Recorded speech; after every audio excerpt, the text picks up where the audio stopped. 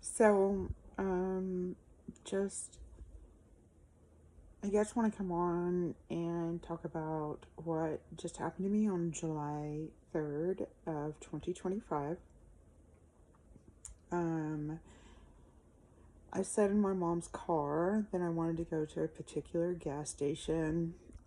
When we get to the gas station, there are no police, or I don't see any police when we pull in.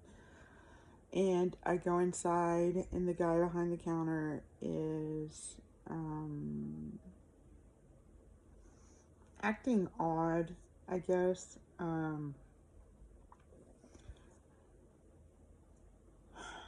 And I don't understand why. It feels like he recognizes me, and I don't understand why because I don't know this man. So I buy whatever, and then I leave, and I get in the car, and my mom instantly says to me, "Did you see that cop? Did you see that police officer?" And I say, "No, I always pay attention to when there are police around." So it's odd that we pull into this gas station. Okay, keep in mind, this is Highway 31 Stop and Shop, something like that is the name of the gas station. And it is in Mount Com, Texas, and it is the only gas station around for like miles. And it is very in a sparsely populated area. And it is a popular gas station because it is like there's not another gas station for miles and miles. Um, but it is in the middle of nowhere and surrounded by extremely small towns and small communities. I mean, I don't mean to call it podunk, but that would be a good way to describe it. Anyways, um, so I get in the car, and my mom says to me, "Did you see that police officer?" And I'm like, "No, what happened?" And she said, "When you went into the gas station, a police officer pulled out from the behind the gas station and pulled out like a lunatic and just drove out of here like 90 to nothing." And it scared me so bad. I rolled down the window and I asked the guy next to me, "Did you see that cop pull out of here?" And the guy was like, "Yeah, what was his problem?" Um,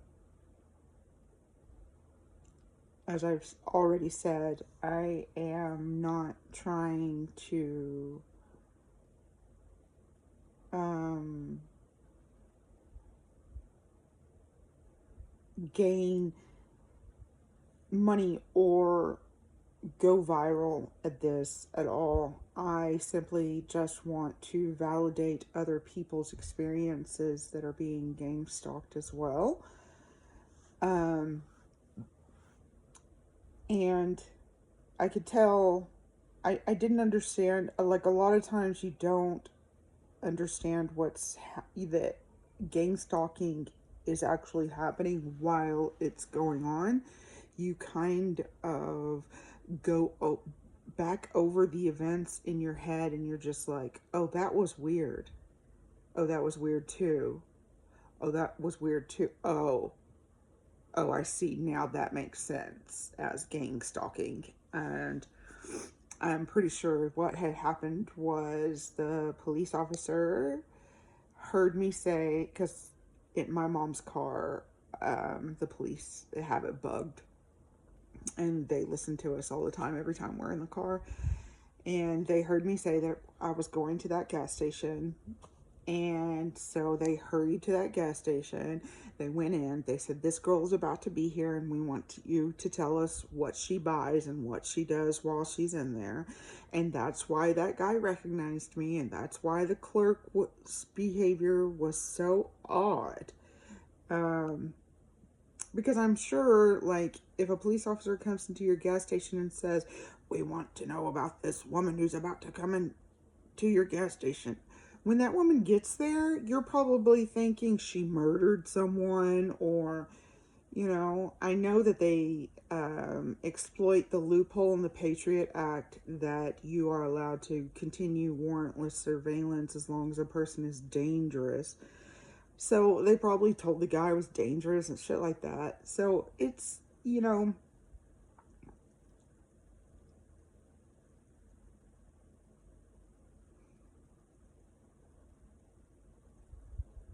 just get sick of it after a while.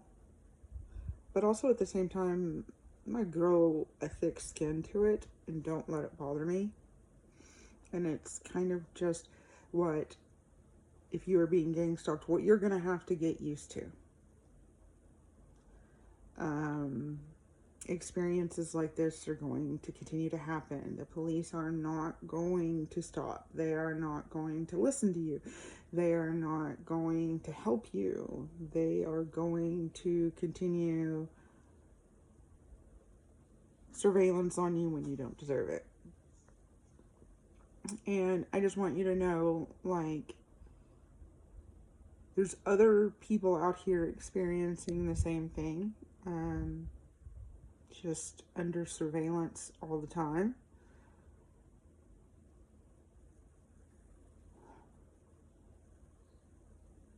Hoping it's going to end, but knowing it's not going to.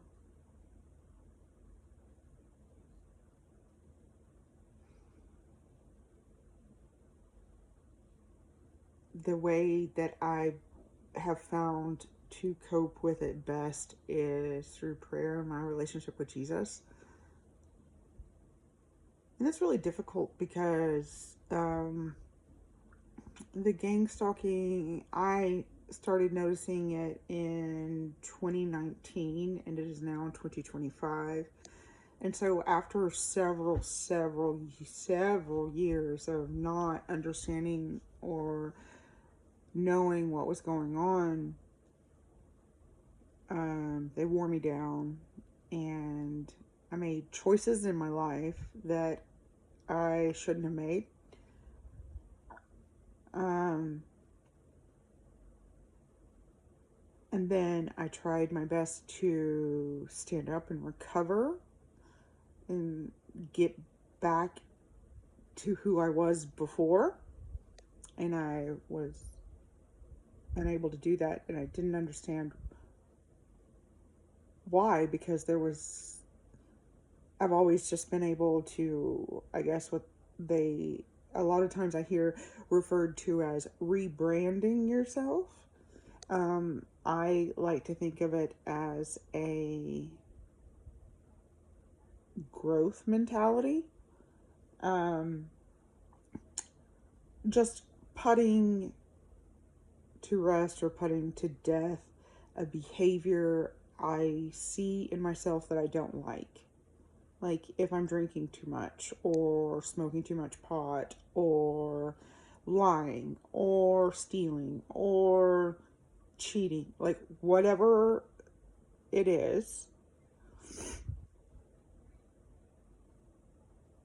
I am good at a growth mentality of understanding, like, this stuff doesn't define who I am. It's a choice that I made in error, and it wasn't a good choice, and I have the choice with every passing second to stand up and make better choices. I don't have to keep going in the snowball effect of terribleness until it gets so out of control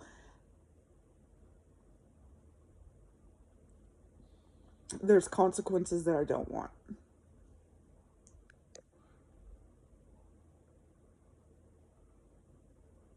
You are going to have to learn how to do that. One of the ways that helps me maintain a growth mentality is my relationship with Jesus, because before I knew I was being gang stalked, Jesus really drilled it into me that he loved me. Like, not just like love that was conditional, that I received from probably every human that's ever loved me. But I was watching YouTube the other day and I heard a guy who says he went to heaven explain it well. And he said that he passed away and that when he died, he went to heaven. And everybody always thinks that heaven is this place that you go to and, you know, all your friends and family are there and it's great and you all celebrate Jesus the whole time. And he was just like, that's one aspect of it, but really the true aspect that made heaven so great was when I got there, it felt like God had been waiting for me personally to get there since he created me. And that while we were in his house, he said that he felt like God had built heaven for him because God was so excited to see and know him. And I went forward for prayer one time in church when I was a lot younger, and I had it explained to me another way. The girl said, I don't know, I just had this thought vision of when you came up, I had this kind of vision of Jesus, and he's in heaven, and he opens this treasure chest, and inside this treasure chest is full of like gold and diamonds and pearls and rubies and sapphires, and like it's just full of riches of everything that we think on earth is, you know, what we deem valuable. And this treasure chest was just full of it. And in her vision, Jesus walks up to this treasure chest and just starts digging through it. And he's just like throwing stuff everywhere because it's not what he's looking for. And he's just like, man, where is it? Where is it? Where is it? Where is it? She says he just keeps digging for it, digging through this treasure chest, digging through this treasure chest. And finally he comes and finds the treasure that he's looking for. And he pulls it out. And he just starts celebrating. He's like, yes, I found it. Yes, I found it. This is what I've been looking for. Woohoo! And I said to her, oh my goodness, what was the treasure that he found? And she looked at me and she said, it was you. You were the treasure that he was looking for. And he was digging through all this stuff. And he was just throwing it out. And he was just like, this isn't, you know, this is worthless. This is worthless. This is worthless. I don't care about this. I want this one thing. And she said he pulled me out of the treasure chest.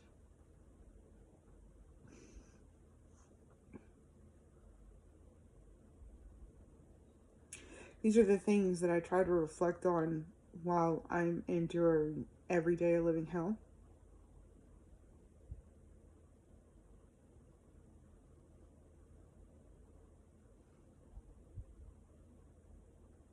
You're not alone in what you're going through. You can continue. You can make it through this. I know how hard it is. I understand how difficult it is to continue.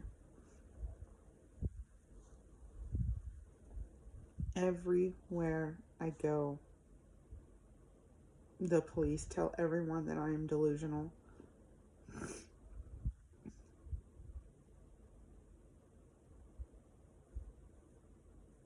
It's so hard to not ever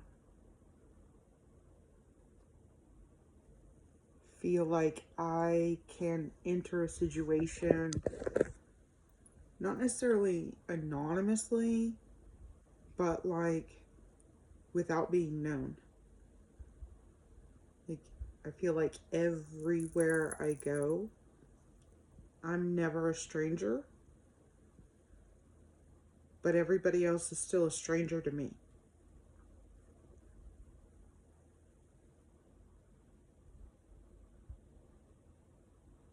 It wears on you.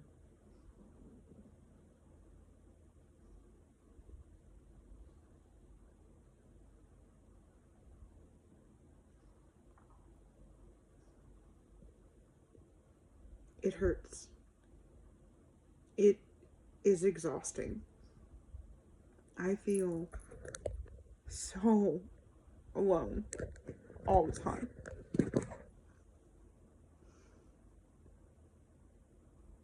I am so tired of being scared. The police have tried to kill me on multiple occasions.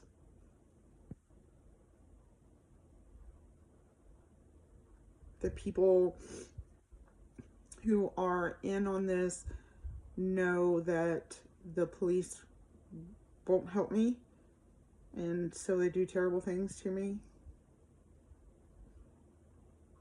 I have almost been raped. I can count 3 times.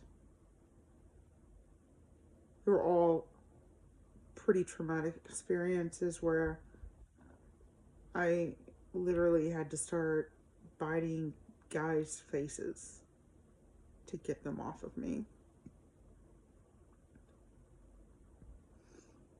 And I can't call the cops. I can't. Nobody's gonna do anything.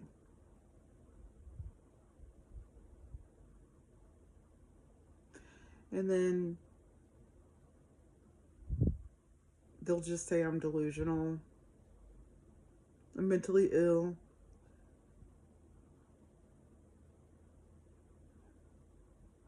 And it's not true. I'm just so exasperated by what's happening.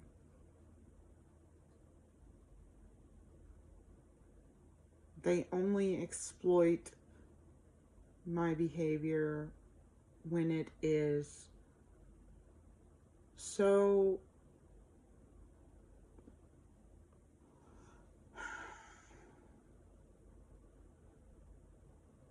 over the top. Like when I'm at a level 10, then they'll turn on their cameras or they'll start explaining to other people, see, this is what she's like all the time. I'm not like this all the time. I'm actually a pretty normal human being.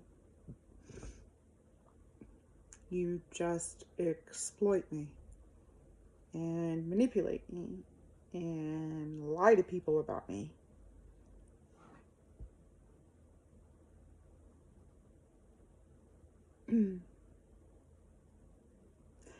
And I have accepted the fact that the police are not going to do anything.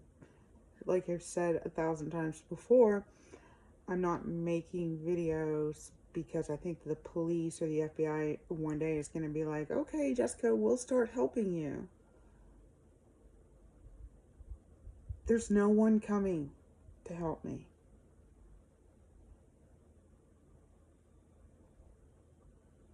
That is my reality that I live every day.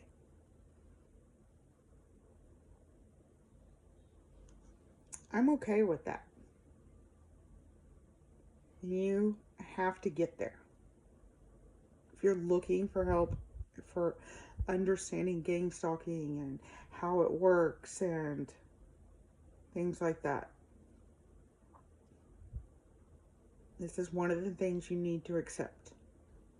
No one's coming to help you. In fact, it's probably going to continue to get worse and worse and harder and harder.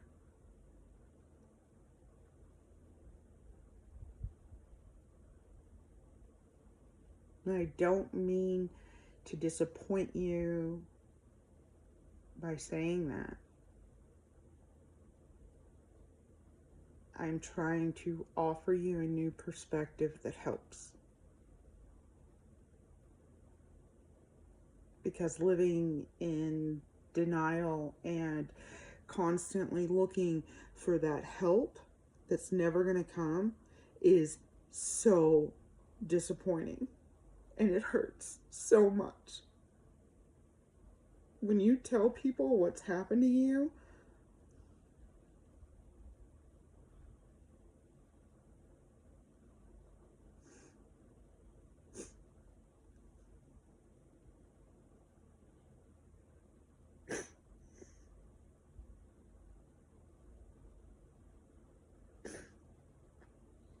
no one does anything.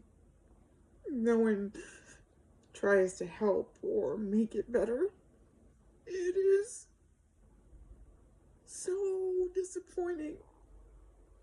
Like,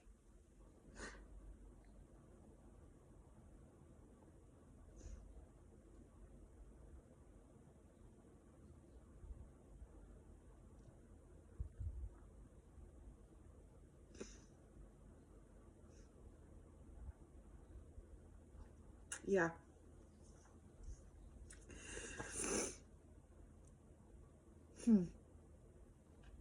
You're not alone. You can make it through this. You can do this. There are still good things to experience in life. You don't have to give up.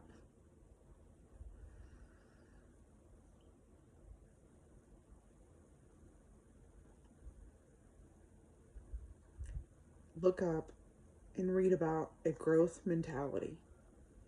You have the ability to rebrand yourself. You have the ability to become better. You have the ability to overcome. It's just very difficult to do. But you've done hard things plenty of times. If you're watching this and you're being gang stalked, I know you've been through hard things. You can make this. You can make it through this.